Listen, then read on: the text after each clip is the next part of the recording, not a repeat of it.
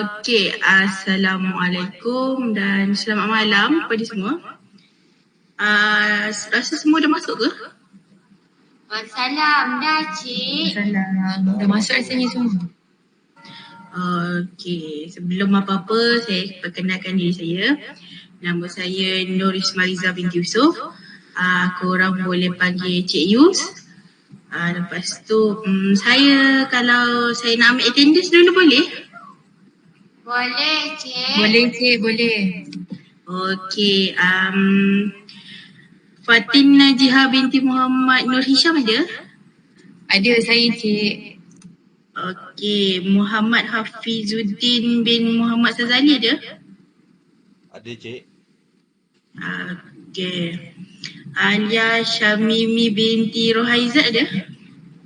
Saya cik. Okey, ni pelajar sekarang, malam ni untuk malam ni memang 3 orang je ke? Kelas kami memang 3 orang cik. Memang banyak ni je. Okey, tak apa. 3 orang pun pelajar juga. Boleh belajar dapat ilmu juga. Okey, korang ni boleh ke buat kelas malam ni? Boleh cik, saya okey je malam. Boleh cik, boleh. Sorry lah ya mengganggu aktiviti malam korang, sebab ingat tadi nak buat siang tapi siang ada urusan menghalang, so tak ada rezeki kita nak buat kelas siang. Jadi kita terpaksa buat kelas malam. Okey, Saturday ada kelas ke?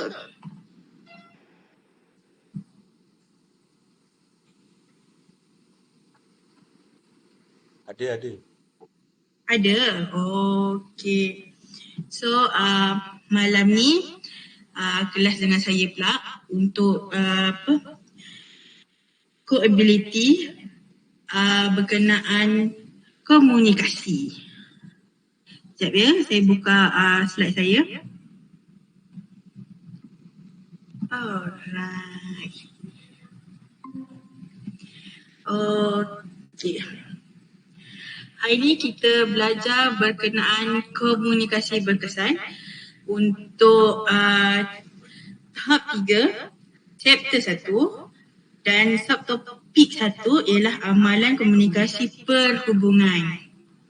Okey, ada siapa tahu tentang amalan komunikasi perhubungan ni? Ke ada yang pernah guna ke?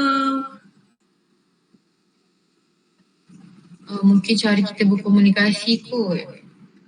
Ya betul, cara kita berkomunikasi. Tapi untuk yang kali ni, cara kita berkomunikasi dengan orang yang ada pangkat, ada orang yang lebih besar daripada kita, orang atasan kita, macam contoh antara pekerja dengan majikan. So kalau bila kita macam as pekerja, kita sebagai pekerja, takkan kita nak berkomunikasi dengan majikan macam kawan-kawan. Walaupun ada kemungkinan besar kawan kita sendiri tu bos kita. Jadi kita tak buat kat tempat kerja, takkan nak panggil dia, hoi, bro, takkan kan benda tu takkan terjadi. Okey. Next. Okey, tujuan kelas kita malam ni kita akan belajar berkenaan komunikasi berkesan. Kita akan tahu saluran komunikasi dan kita akan tahu kemahiran komunikasi perhubungan. Okey, pengenalan amalan komunikasi perhubungan menerangkan cara komunikasi yang berkesan dan arah aliran komunikasi menggunakan protokol komunikasi yang betul untuk memastikan kelancaran komunikasi dan pengekalan keharmonian hubungan dalam organisasi. So, sekarang kita belajar cara nak berkomunikasi yang betul bila kita di tempat kerja, tempat-tempat formal, macam kita pergi event. Okey. Komunikasi yang berkesan. Ada siapa-siapa nak tolong bacakan komunikasi berkesan ni? Saya cik, saya. Okey, sila.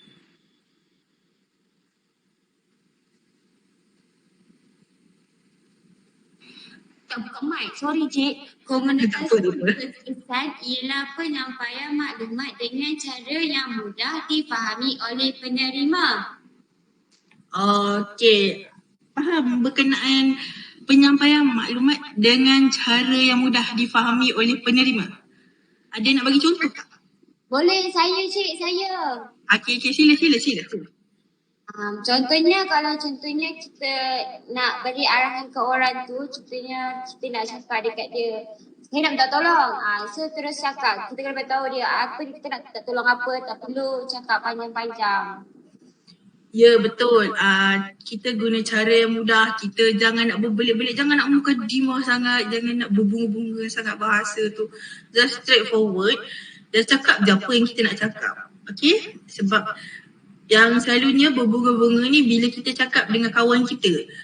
So, untuk dalam situasi formal, kita takkan cakap berbunga-bunga macam nak tanya sihat ke tidak dulu, lepas tu baru nak minta tolong boleh saya nak awak buat benda-benda ni. Tak.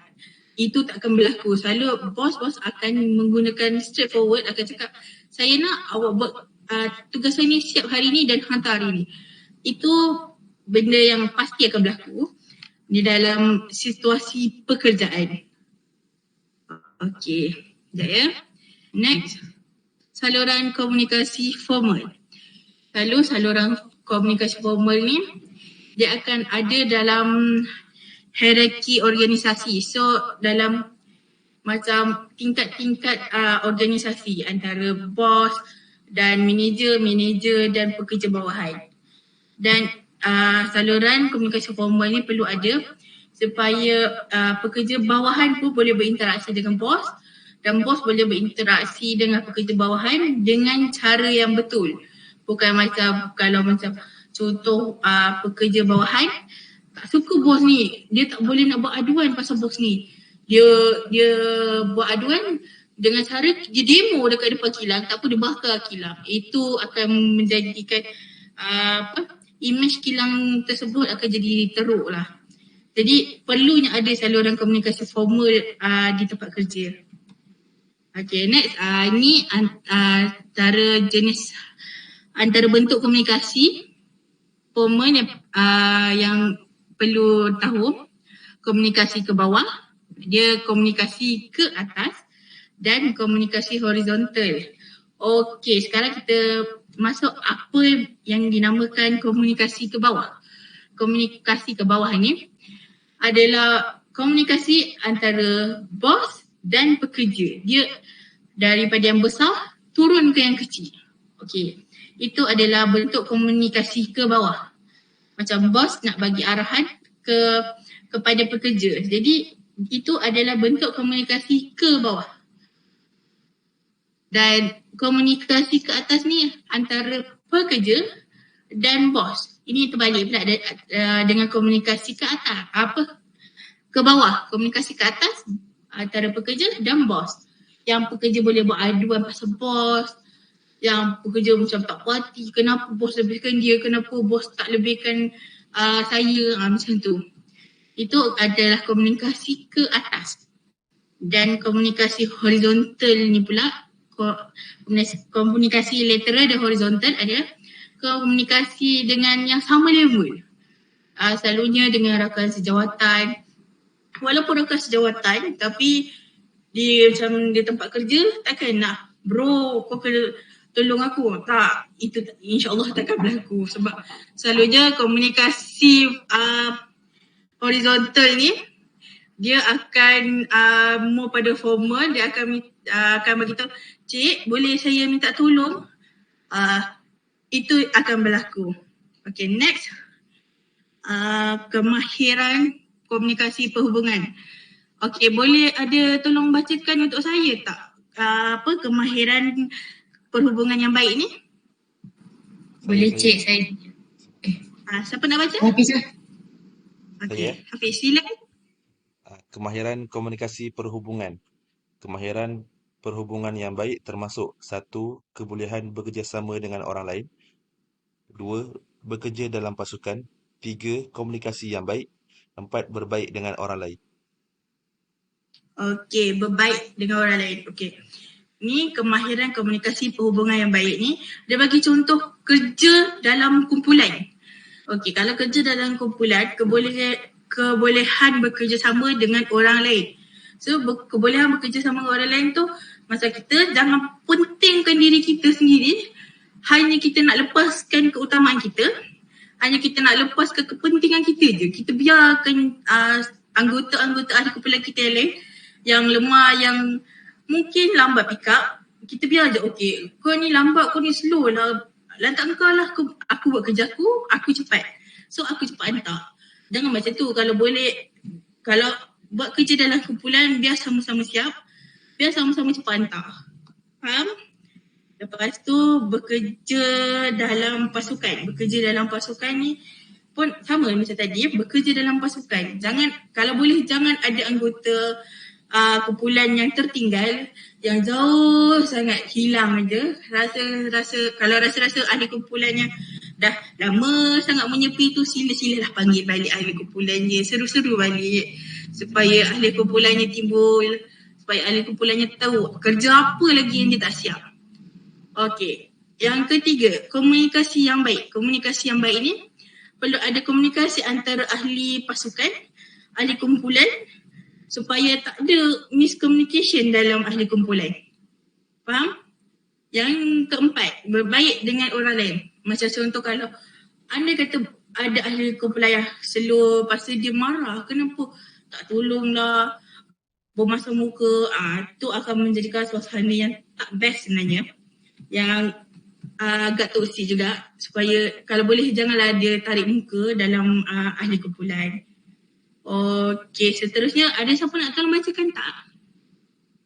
Boleh saya. Okey, sila. Okay, untuk kemahiran komunikasi perhubungan, dia terdapat beberapa cara untuk berkomunikasi, iaitu mesyuarat terbuka, email, mesyuarat bersemuka dan pembentangan. Okey, komunikasi perhubungan ni cara dia mesyuarat terbuka, email, mesyuarat bersemuka dan pembentangan.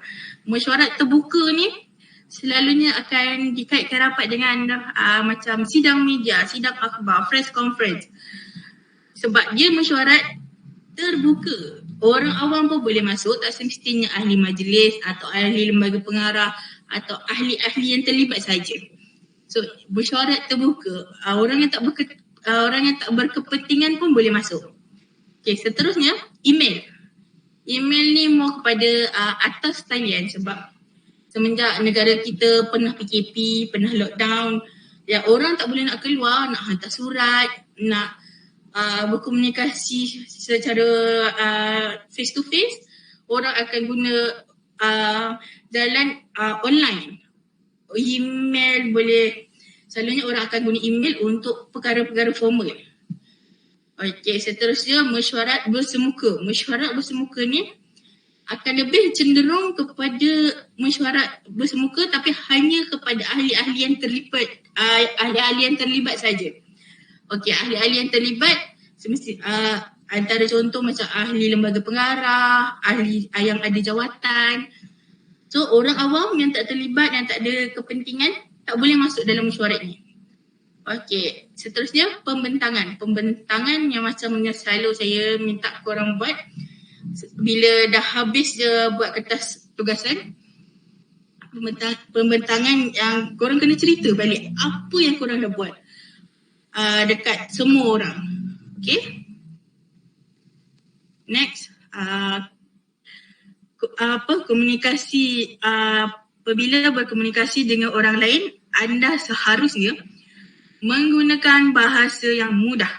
So kalau boleh gunakan bahasa standard yang semua orang boleh faham dan elakkan guna bahasa dialek, bahasa guna slang, guna bahasa rojak.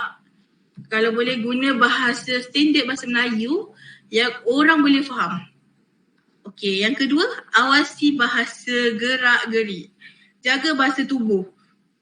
Kalau boleh, jaga eye contact bila kita bercakap dengan orang. Sebab kalau selalunya untuk komunikasi formal ni, kita akan jaga eye contact kita, kita akan jaga pergerakan tangan kita bila bercakap dengan orang yang kemungkinan lebih besar daripada kita, lebih berpangkat daripada kita.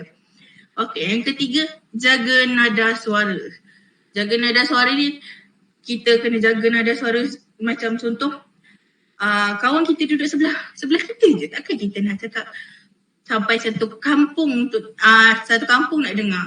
Takkan, kita akan slowkan sikit nada kita akan cakap dengan dia, mungkin akan agak sedikit berbisik sebab dia dekat sebelah kita. Takkan kita nak bagi tahu macam satu office nak dengar, kita tengah mengutuk orang ke, kita tengah bergosip ke. Okay. Seterusnya, dengar dan galakkan maklum balas. Selalunya akan ada sesi luahan lah dekat tempat kerja. Kemungkinan ada kawan yang tengah stres kerja banyak. Kita dengar dulu dia apa yang dia nak cakap. Lepas tu kalau dia minta nasihat, kita bagi nasihat lah yang sepatutnya. Janganlah kita bagi nasihat yang pelik-pelik. Akhir sekali, ucapkan terima kasih. Ucapkan terima kasih kepada pendengar mesej kita, penerima mesej kita. Sebab dia dah habiskan masa dan tenaga dia untuk dengar apa mesej yang kita nak sampaikan kepada dia. Okay? Okay, habis kelas kita hari ni. Ada apa-apa soalan? Tak ada, Cik. Okay, tak ada. Yang menangkan tak ada. Saya dah hantar kertas penerangan dekat Google Classroom. Boleh tengok. Boleh baca dulu kertas penerangan. Slide ni pun kejap lagi saya akan masukkan dekat Google Classroom. Jadi boleh baca dulu kertas penerangan sebab kejap lagi saya akan adakan kuis untuk awak semua. Nak tengok awak semua ni perhatikan apa yang saya cakap tak? Sebab ya biasalah kelas online kan kita akan ada boleh jadi communication barrier kat situ. Okey, saya bagi 10 minit untuk awak semua baca kertas penerangan dulu. Sementara saya set up untuk quiz awak semua.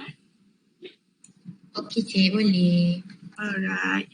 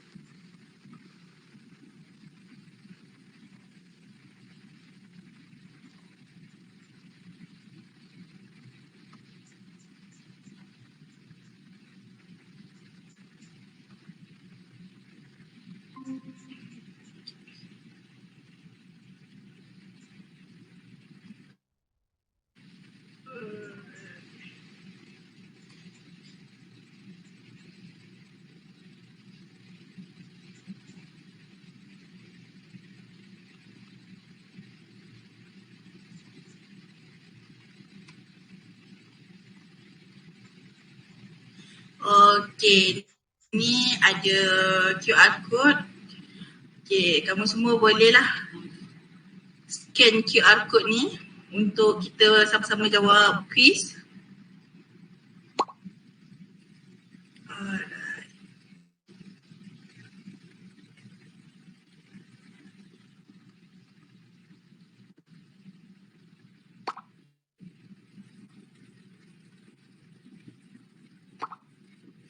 Okey, semua dah masuk. Macam tu bolehlah kita terus jawab quiz ya. Okey, baca bismillah. Tarik nafas panjang. Baca betul.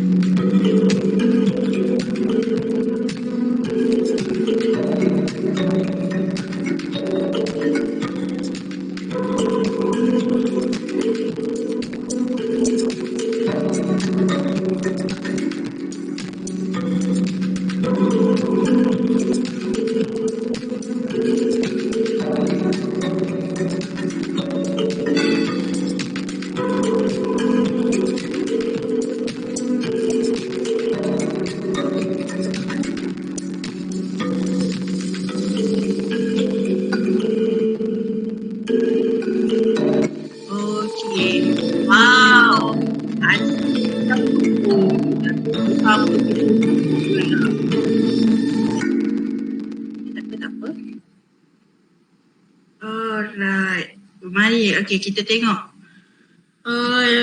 Okay. Fatin dapat 100%. Oh, okay. Hafiz dapat 100%. Alia dapat 40%. Okay, tak apa. Untuk permulaan, sebab kita pun baru je belajar benda ni. Dan awak semua mungkin ada lagi masih lagi yang kena baca lagi kertas penerangan. Okay. Nak tengok soalan tak? Kita tengok soalan dia, apa yang jawapan yang sepatutnya. Okey, ni ada satu salah. Apakah yang dimaksudkan dengan komunikasi berkesan? Okey, komunikasi yang berkesan. Awak semua boleh ingat komunikasi berkesan? Ingat je. Cara mudah untuk seseorang menerima maklumat. Macam mana kita nak sampaikan maklumat tu kepada seseorang. Itu cara mudah untuk kita ingat komunikasi berkesan. Komunikasi berkesan, istilah cara mudah untuk kita sampaikan maklumat tu kepada seseorang. Okey.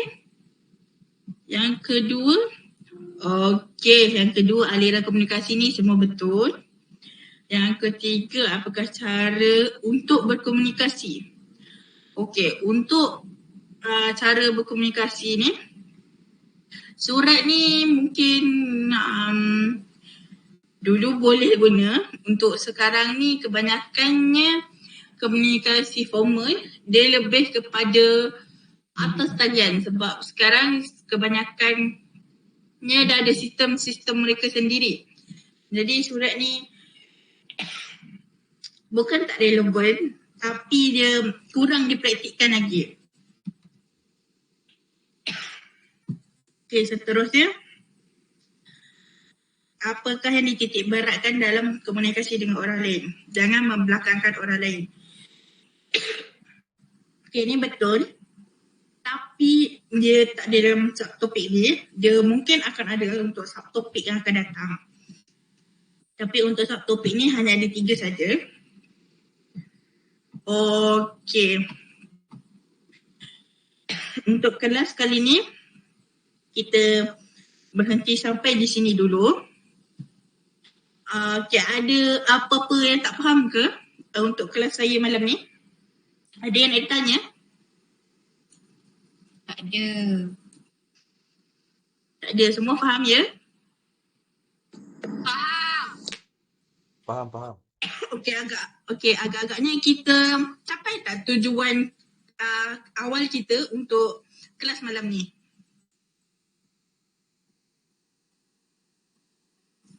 Capai. Okey, tercapai. Agak-agak apa tujuan yang dah tercapai tu? Boleh tahu cara komunikasi berkesan yang betul. Okey. Kita tahu cara berkomunikasi komunikasi berkesan yang betul. So, saya rasa untuk kelas malam ni kita dah tak ada apa-apa. Cuma saya harap saya ada masukkan kertas tugasan dekat dalam Google Classroom, dekat dalam GC Class. Jadi kamu semua boleh tengok kertas tugasan tu, boleh buat. Kertas tugasan tu dalam bentuk Google Form, awak semua boleh isi. Tapi saya nak minta awak isi paling last hari Selasa boleh? Selasa petang pukul 5. Selepas pukul 5 kalau ada yang isi lagi, saya tak akan terima. Boleh? Boleh je. Okey, boleh sebab kelas kita seterusnya akan ada pada hari Rabu. Jadi saya kalau boleh nak settlekan untuk topik kali ni. Sebab untuk kelas kita hari Rabu, kita akan masuk topik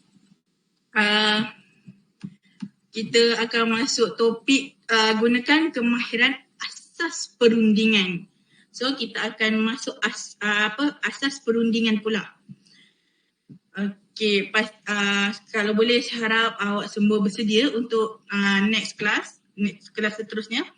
Agak-agak kelas seterusnya nak buat face to face ke nak buat online?